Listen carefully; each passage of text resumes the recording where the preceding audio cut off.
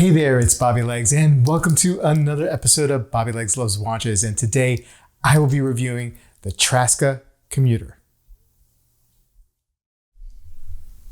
Now, I'd like to thank my buddy Scott over at Scott's Odyssey YouTube channel for lending this watch in for review.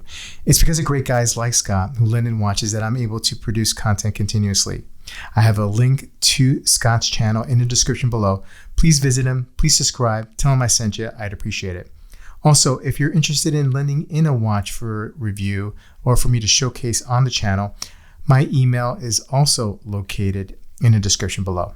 Now, before we continue with this review, please remember to like and subscribe and click that bell icon to get notifications every time I upload new videos. I love making these videos and I hope you like them too. So let's get on with the review. Now, this is not the first Traska that I've had on the channel. I have reviewed the Freediver before, and I was so impressed overall with its styling and its build quality. For the price, I thought it was a great watch, and I feel like Traska is one of those micro brands who gets it, who is doing it right. Now, had they got it right with this one, the Commuter Glacier White? Well, I guess we'll see. Now, before we jump in, let's get this out of the way. I know that this watch stylistically takes some cues. It's pretty obvious that, or at least it is to me, that it's borrowing a little bit from the Rolex OP, the Oyster Perpetual, and also the Datejust. But let's just get that out of the way and let's continue here. We have a 36.5 millimeter case diameter, a 44 millimeter lug to lug, 10 millimeter case thickness with a box style double dome sapphire crystal with AR coating underneath, 20 millimeter lug width, 316L stainless steel case, mostly brushed, but you do have this polished chamfered edge, smooth bezel outlining the dial.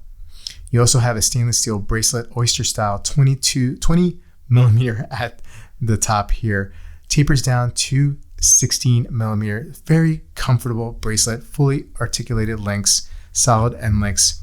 You have a milled clasp with perlage finishing on the buckle, very nicely done. Double button deployment here.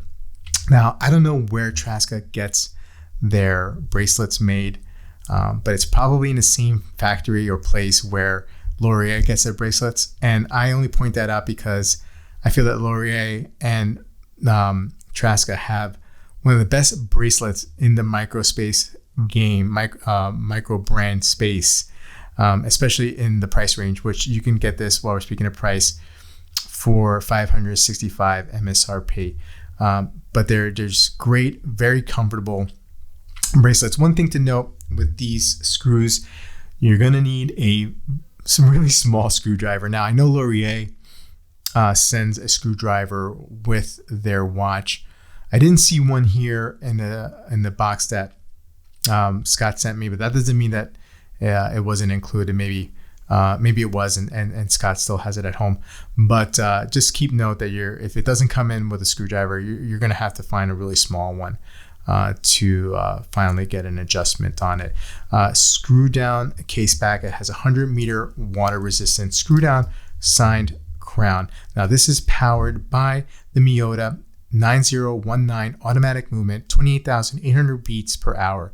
24 joule, 42 hour power reserve, real workhorse movement. The first position will wind the watch. The second position will change the date. Got the time there, change the date, there you go. And the third position will change the time. Now the date is on at the 6 o'clock. Let's talk about this dial.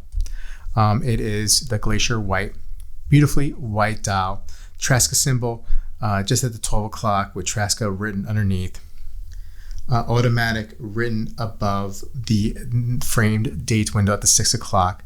The hour markers are filled in with BGW9 Superluminova, and so are the stick hands, the hour and the minute.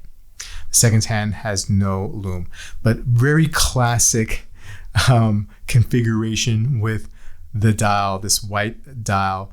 The classics usually are the ones that last the longest or that are iconic. So borrowing from my opinion, the Rolex page here, stylistic page, is what Traska is doing. Whatever, it is what it is. We all can't necessarily afford Rolexes. So these might, the Traska is a nice little option. Maybe you don't want to spend that kind of dough on a Rolex because you don't have it, or because you rather spend it on experiences and whatnot. That's totally okay. That's your business. I think this is just a nicely well done micro brand watch that just borrows some styling. So let's throw this on wrist. I have a 6 3/4 inch wrist, and it's a very comfortable watch. I have to say those articulated links really just hug the wrist, especially since this is a shorter lug to lug that I'm used to. So it definitely comes out here, the links, the bracelet, and it comes straight down. Very, very nicely done. Holes at the end of the lugs here for easily bracelet change. This watch is very, very light on wrist. Now, it sort of, I feel like it disappears on my wrist a little bit because of the case size. And it's mostly because I'm used to larger case diameter watches, but this is actually perfectly fine. After a few hours, my eyes adjust and I'm totally fine with the sizing. It's easily legible, no problems there. Just a really nice looking watch and light on wrist. Sometimes, I was wearing it all day for the last day or two, and I almost forget that it's on there. Now, let's get a weight of this watch so we can discuss how much it weighs and how light it feels. Now, for my 6 3/4 inch wrist, we got a measure of 116 grams. So really, really light.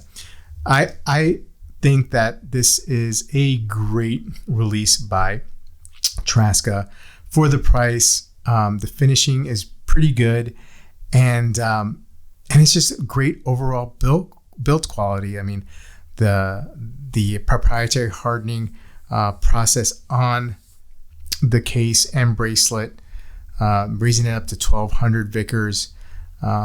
So it just helps out with, the daily scratches and scuffs, helps prevent some of that. I mean, listen, if you really want to scratch up this watch, it's going to happen, but at least there is some level of protection. I love that. I love the lume. I just love the overall feel of the watch. It's just nicely done. Not too much for me to complain about here. Anyway, guys, let me know what you think about the Traska Commuter and Traska overall as a brand. And I'll see you guys in the next review. Take care.